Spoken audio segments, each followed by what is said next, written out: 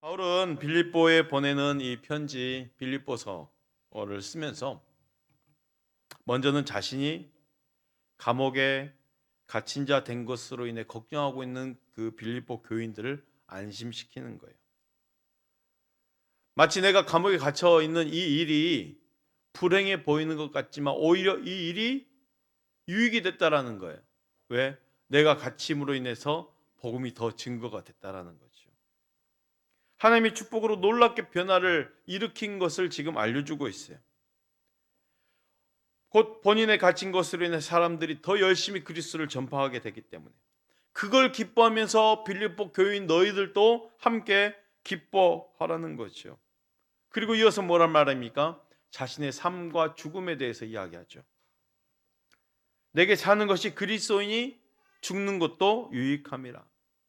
그는 삶과 죽음 가운데 세상을 떠나 그리스도와 함께 있는 것이 훨씬 더 좋지만 빌립보 교인들을 위해서 이 세상에 남아서 저들에게 복음을 더 깊이 이해하도록 도와주는 것이 지금은 더 큰 유익이기에 자신이 지금 살아있는 것에 대한 사명이 있음이 더 유익인 것을 지금 알려주고 있는 거예요.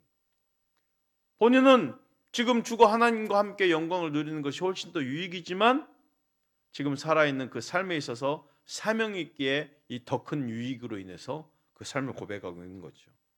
빌립보서 1장 24절 26절 한번 읽어주십시오. 내가 육신으로 있는 것이 너희를 위하여 더 유익하리라. 25절 26절도요. 내가 살 것과 너희 믿음의 진보와 기쁨을 위하여 너희 무리와 함께 거하리 이것을 확실히 아노니 내가 다시 너희와 같이 있으므로 그리스도 예수 안에서 너희 자랑이 나로 말미암아 풍성하게 하려 함이라. 바울에게 있어 그리스도는 이렇게 자신의 삶을 불태우는 열정 그 자체였다는 것이죠. 그를 아는 것, 그와 함께 거하는 것, 그것이 곧 내 삶입니다. 이렇게 말하고 있어요. 나의 모든 것이 그리스도인 것처럼 자신의 삶 모든 것이 그리스도라는 거예요. 나에게 모든 것이 그리스도입니다. 내게 모든 것이, 내 삶의 모든 것이 그리스도처럼 나 때문에 그리스도 안에서 당신들도 자랑스러운 기쁨이 넘칠 것을 지금 내가 사모하고 있습니다. 이렇게 말하고 있는 거거든요. 이런 점을 생각할 때 꼭 놓치지 않고 유념해야 할 것이 있는데 바로 오직 너희는 그리스도 복음에 합당하게 생활하라. 지난주 말씀이죠. 천국 시민, 그리스도의 복음에 합당하게 생활하는 것. 27절 우리 함께 봉독해 볼까요? 27절 시작. 오직 너희는 그리스도의 복음에 합당하게 생활하라.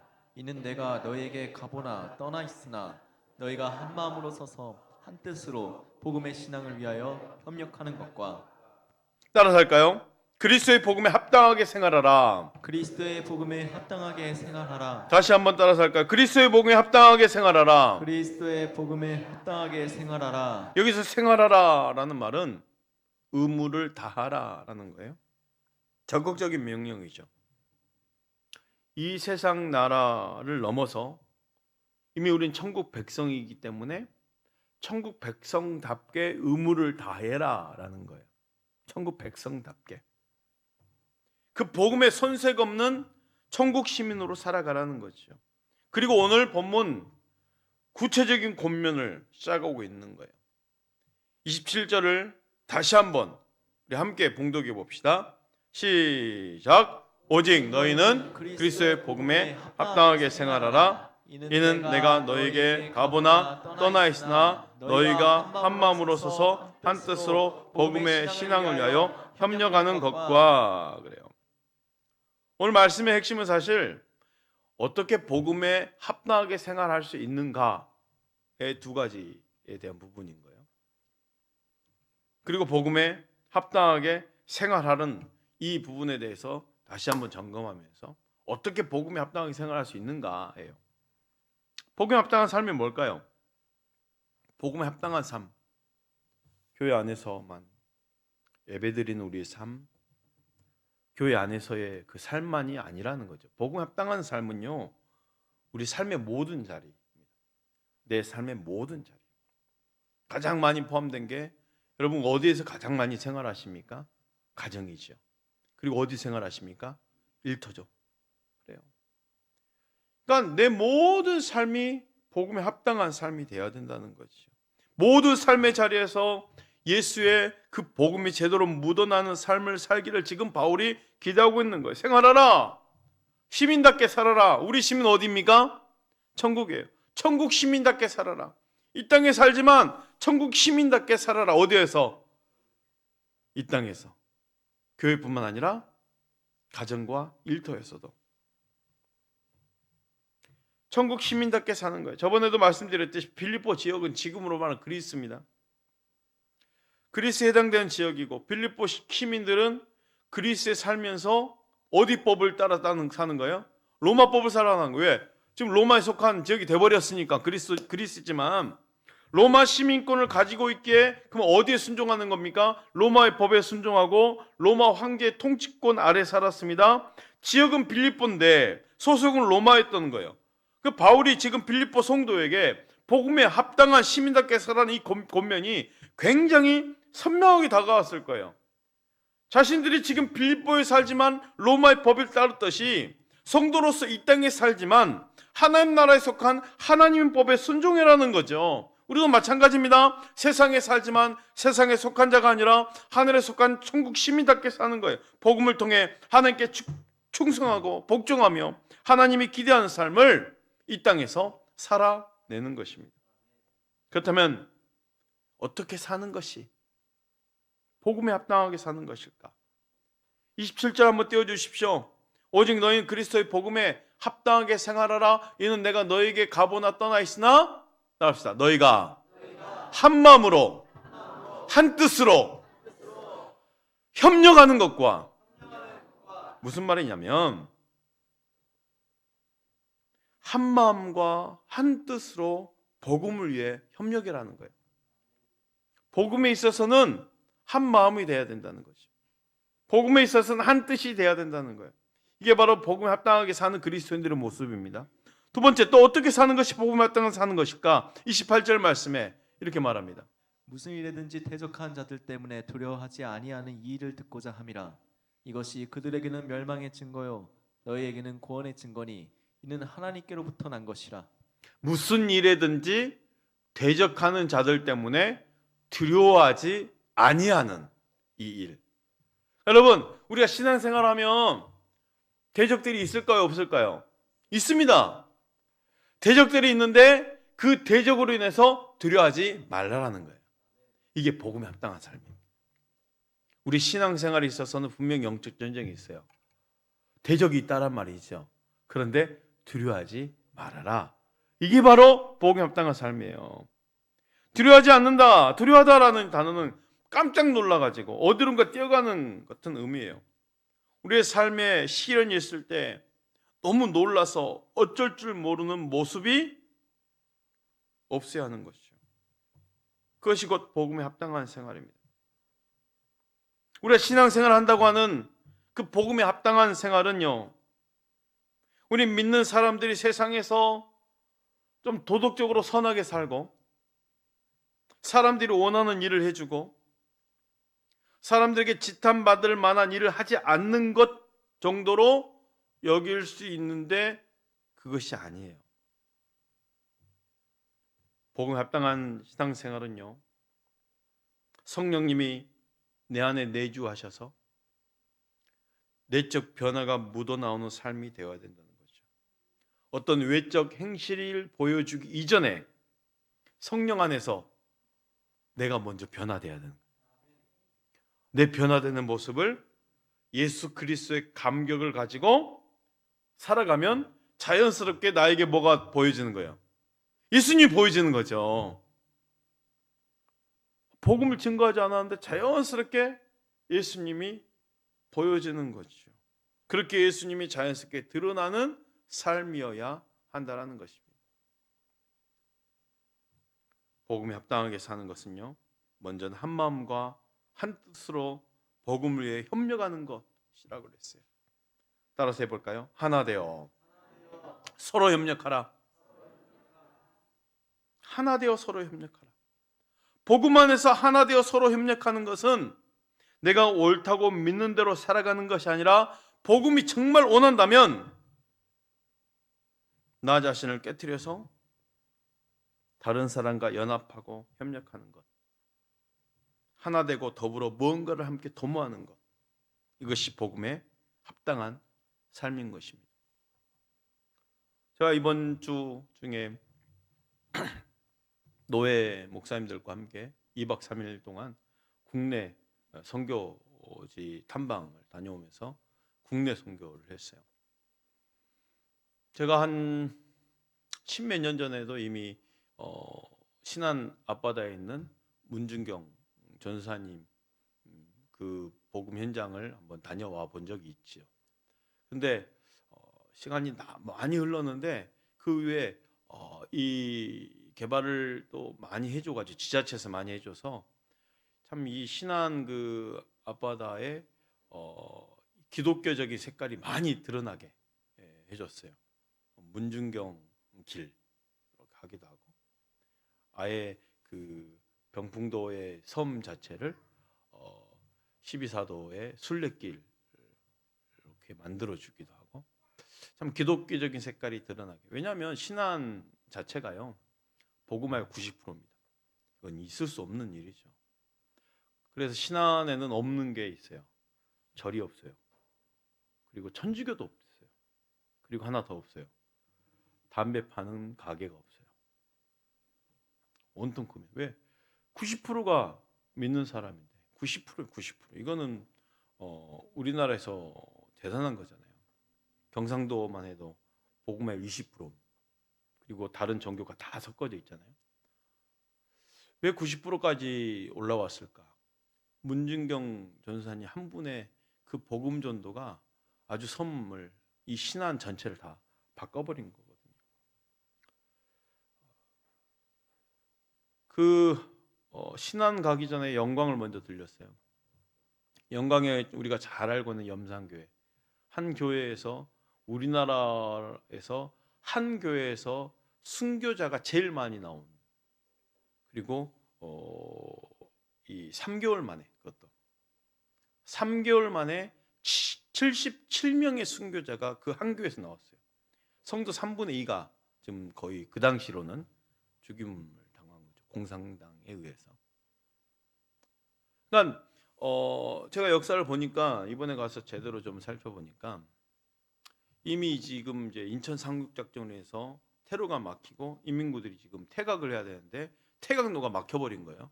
그러니 국군들은 또 밀고 올라오고 있고 그래서 이 인민군들이 이 퇴각을 못하고 산으로 다 들어가 숨어버린 거죠. 그런데 이 군인들이 와서 이걸 다 퇴각해주고 처리를 해주고 올라가야 되는데 그냥 훅구만 지나가 버린 거예요. 그런데 이 국군들이 올라올 때 염산교회에서 청년회 회장이 주축이 되어서 태극기를 만들어서 환영식을 해준 거예요. 그리고 국군들은 훑고 지나가는데 밤에 이제 빨치산들이 내려와서 이 염산교회를 다 이제 뒤집어 버린 거죠. 그리고 목사님들, 내 가족들, 어린 자녀들, 3살박이 된 그 어린아이까지 다. 그 순교 현장이 77명이 순교를 했는데도 불구하고 참 하나님 은혜가 뭐냐면 그 순교의 피가 그냥 무서워서 도저히 이제 교회 다닐 수 없을 것 같고 예수 믿지 못할 것 같은데 오히려 더 교회가 든든히 서가고 오히려 더 예수 믿는 사람이 늘어나고 그 지역 자체에 아주 복음화율과 담배 가게가 없을 정도로 다 하나님 만들어 버린다는 거죠. 신안도 그렇습니다.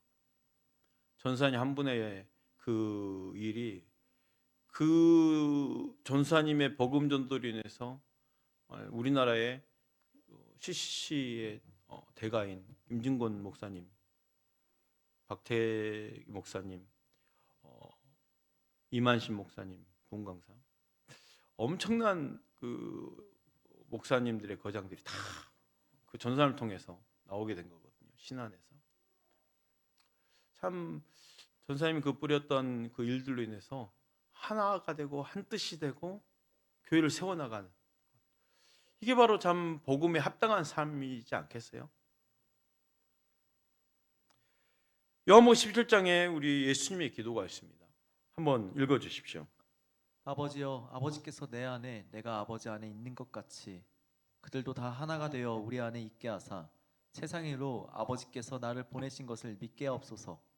내게 주신 영광을 내가 그들에게 주었사오니 이는 우리가 하나가 된 것 같이 그들도 하나가 되게 하려 함이니이다.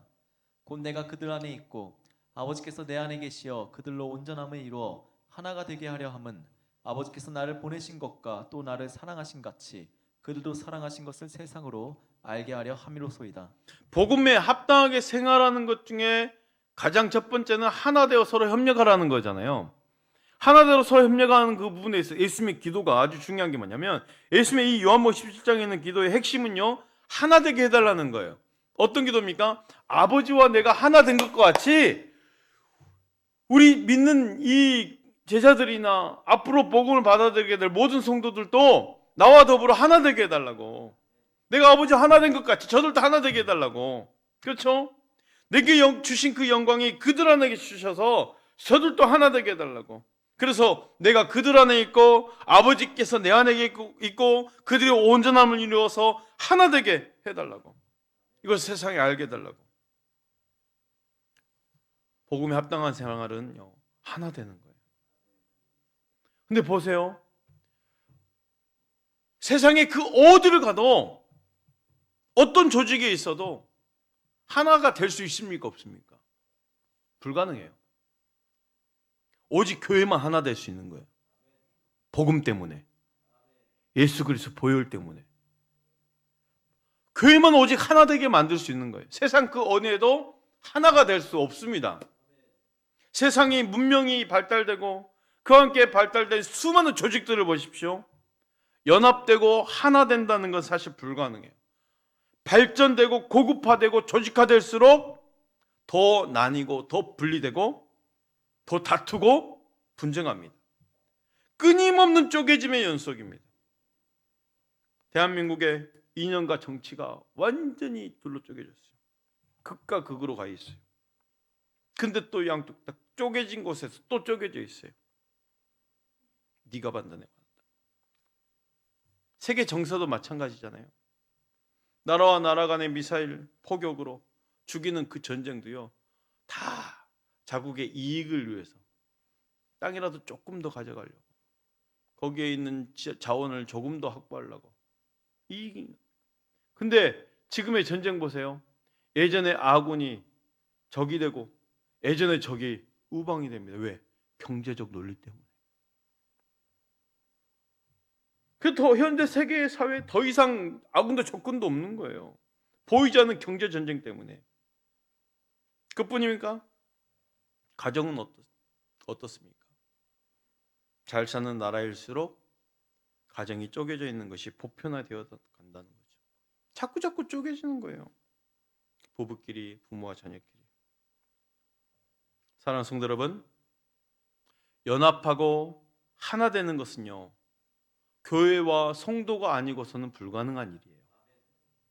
다투고 쪼개진 이 세상 속에서 복음 때문에 우리는 하나 될 수 있는 것을 보여줄 수 있어야 되는 것입니다. 이해관계로 하나 될 수 있는 게 절대 아니에요. 정치적 견해가 맞아 떨어졌다고 해서 하나가 될 수 있는 게 절대 아니에요. 마음이 통한다고, 말이 통한다고 해서 연합될 수 있는 것도 아니에요.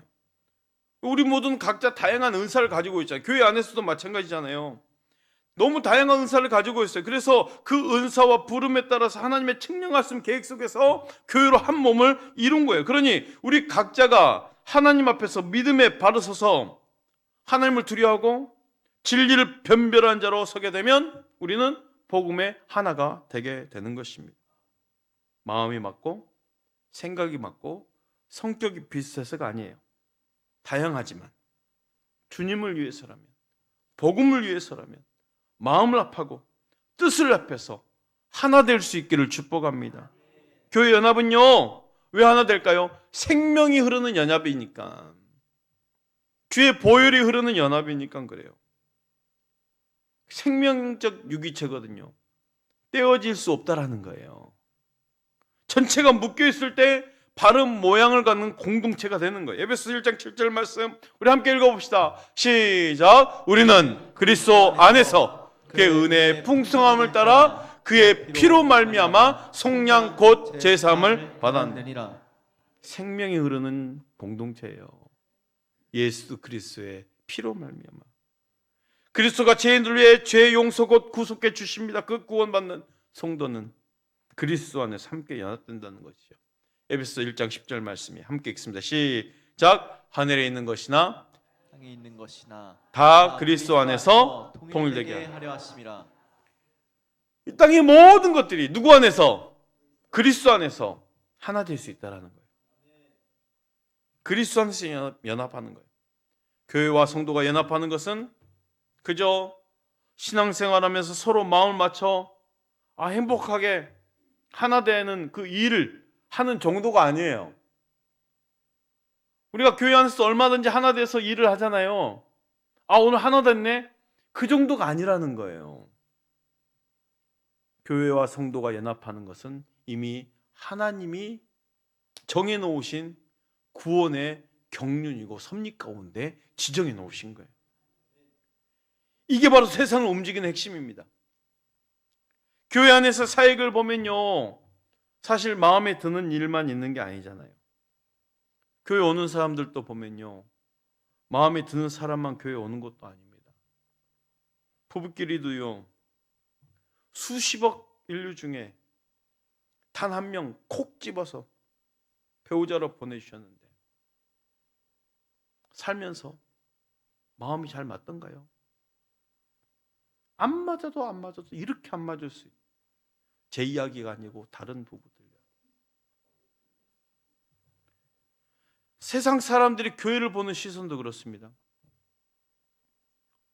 자, 오늘 4시에 이제 교육자들 통성기도 해요. 1시간 동안 부르짖는 기도. 그냥 소리 내어서 부르짖는 기도를 1시간을 합니다. 그래서 오늘은 특별히 이런 기도를 했어요. 하나님, 교회가 아무리 지역사회에 헌신하고 봉사해도 조금만 마음에 안 드는 것만 있어도 교회는 왜 그러냐 하면서 지탄받는 게 교회인데, 그렇죠? 아무리 그래도 우리 교회가 하나님 그래도 지탄은 받지 않고 지역사회에서도 인정받을 수 있고 좋은 이미지가 되게 해달라고 그 기도를 또 특별히 드렸어요.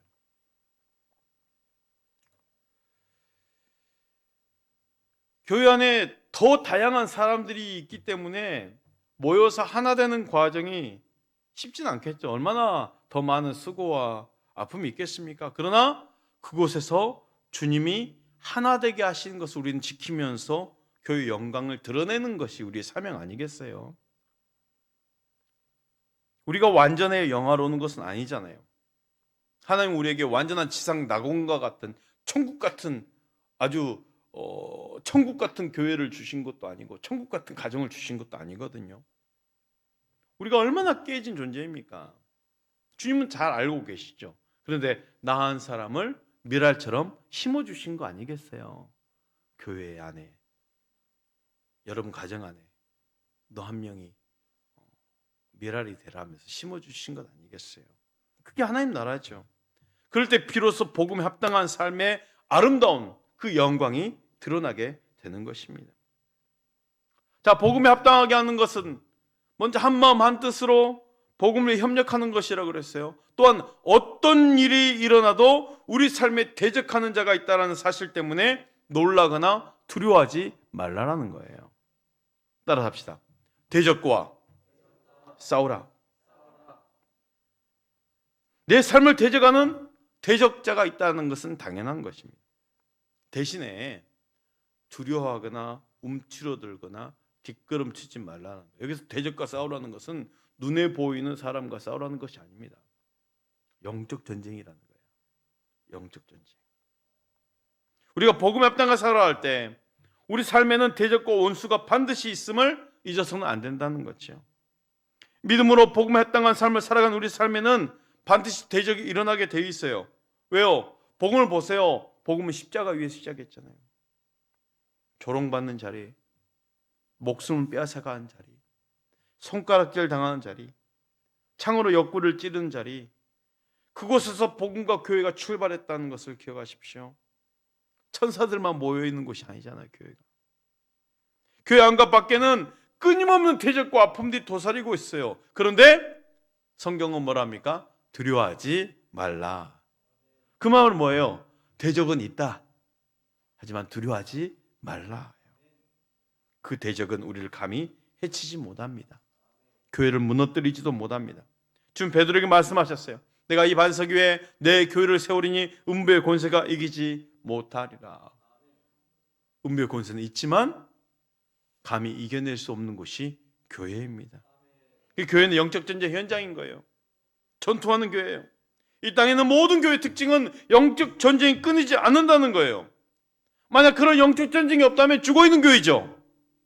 살아있는 교회이기에 얼마나 대적들이 공격에 오겠습니까? 그러니 오히려 우리는 더 큰 에너지를 가지고 대적하는 거예요. 아, 우리 교회 살아있구나. 우리 교회 살아있구나. 따라합시다. 옆 사람에게. 우리 교회 살아있습니다. 아멘? 그래서 이 땅에 살아있는 교회에는 끊임없는 대적이 있다라는 것. 하지만 두려워하지 말라. 오늘 본문에도 말씀하고 있어요. 빌립보서 1장 28절 우리 함께 읽어봅시다. 시작. 이 일을 듣고자 함이라. 이것이 그들에게는 멸망의 증거요 너희에게는 구원의 증거니 이는 하나님께로부터 난 것이라. 대적하는 자들 때문에 두려워하지 아니하는 이 일, 그죠? 증거가 됐다라는 거. 증거. 우리 삶에는 영적 전쟁, 영적으로 긴장하지 않으면 절대로 수행할 수 없는 신앙의 본질이 나에게 있는 구원의 증거라는 거예요. 내가 부덩이에 쓰고 싸워나가는 그 기도의 현장, 아, 내가 구원받은 증거구나. 내가 살아있는 증거구나. 여러분, 깨워서 기도하는 일에 정말 구원의 증거를 삼으시고 그 기도한 현장을 가지고 여러분 영적 생명이 살아있음을 느끼시길 바랍니다.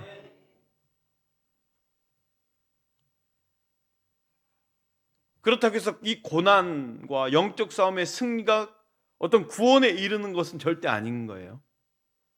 하지만 우리가 바른 신앙생활 할 때 그 증거로 싸움과 영적 싸움의 고난이 있다라는 거죠. 그게 바로 우리 신앙생활을 바르게 하고 있는지 검증하는 지표가 고난과 핍박과 아픔과의 싸움이에요. 영적인 선한 싸움이죠. 내가 신앙 안에서 살아있다라는 증거. 쉽고 편하게 가는 게 아니거든요. 저번에 전도 이제 준비를 앞두고 워크숍 하면서 필그림 하우스에 가서 제가 가장 인상 깊게 봤던 그 건축 물이 이게 이제 순례길이 있거든요. 그 순례길 가운데 한 가지 장면이 뭐냐면 이 전도인이 크리스찬이 담 넘는 걸 이제 만들어놨어요. 담 넘는. 그러니까 쉽게 가는 거예요. 그냥 넘어서 빨리 가려고. 돌아가지 않고 길로 가지 않고 빨리 가려는 거예요. 근데 우리의 신앙생활은 쉽고 편하게 가는 길이 아니라는 거죠. 고난을 통한 은혜가 있다라는 것을 지금 성경은 말해주고 있거든요. 29절 30절 한번 읽어주십시오. 그리스도를 위하여 너에게 은혜를 주신 것은 다만 그를 믿을 뿐 아니라 또한 그를 위하여 고난도 받게 하려 하심이라. 너희에게도 그와 같은 싸움이 있으니 너희가 내 안에서 본 바요 이제도 내 안에서 듣는 바라. 29절을 다시 정리해보면 이렇습니다. 그리스도를 위하여 너에게 은혜를 주신 건 다만 그를 믿는 은혜뿐 아니라. 자, 그를 믿는 그를 믿을 뿐 아니라 그를 믿을 뿐 아니라 그를 믿는 은혜라는 거예요. 믿을 때 주신 은혜. 그 은혜만 있는 것이 아니라 또한 그를 위하여 고난도 받게 하려 하십니다. 이 고난도 받게 하시라면 해석을 잘 하면요 이렇게 돼요. 고난을 받는 은혜도 있게 함이래요. 지금 생략됐어요. 믿음을 통한 은혜로 값없이 우리 제사함 받고 구속의 은혜를 누리고 있잖아요. 근데 오로지 그는 하나님의 공로예요. 하늘의 모든 영광을 참여하고 하나님의 자녀의 신분을 그냥 값없이 누리는 권세예요. 그런데 그 은혜뿐 아니라 고난을 통한 은혜도 주셨다는 거예요. 고난을 통한 은혜를 누리게 하신 것이 하나님 은혜를 주신 목적이라는 거죠. 때로는 자녀 때문에 고생하는 부모를 봅니다. 또한 남편, 아내 때문에 고생하는 부부도 있습니다. 자신의 질병으로 인해서 아니면 사랑하는 이 아픔으로 인해서 고생하는 가족들도 있어요. 그런데 시간이 흐르고 보니 포기하지 않고 주님을 인정함으로 나에게 뭐가 남겨져 있어요? 믿음의 역사에 간증이 남겨져 있더라 이 말이에요. 그 믿음의 역사의 간증이 수두룩한 거예요. 그것이 바로 고난을 통과한 은혜라는 거죠. 고난을 통과한 은혜. 그 고난을 통과한 은혜를 보면서 신묘막측한 하나님의 영광을 더 선명하게 보게 만드셨다는 거예요. 그런 은혜지요. 물론 아픔은 이루 말할 수 없지만 믿음 안에서 지나다 보니 내 인생 실수하지 않으신 하나님을 만나게 되는 것입니다. 인생의 고난을 통과해봐야 하나님의 이루가 무엇인지를 비로소 알게 되는 거잖아요. 그 하나님의 이루를 알아야 우리는 다른 사람을 위로한 자가 되는 것 아니겠습니까? 현재의 고난은 장차 우리에게 나타날 영광과 비교할 수 없도다. 우리 잠시 받는 고난에 경한 것이 지극히 크고 영원한 영광에 중한 것을 우리에게 이루기 위함이라. 사랑하는 성도 여러분, 힘내시길 바랍니다. 오히려 기뻐하고 즐거워하십시오. 그 마음을 가지고 영적인 신실한 싸움을 이겨내시길 바랍니다. 고난은 반드시 이겨낼 수 있고 승리할 수 있음을 믿으십시오. 하나님 우리에게 그 승리를 보장하십니다. 그러니 기뻐하시고 두려워하지 마십시오.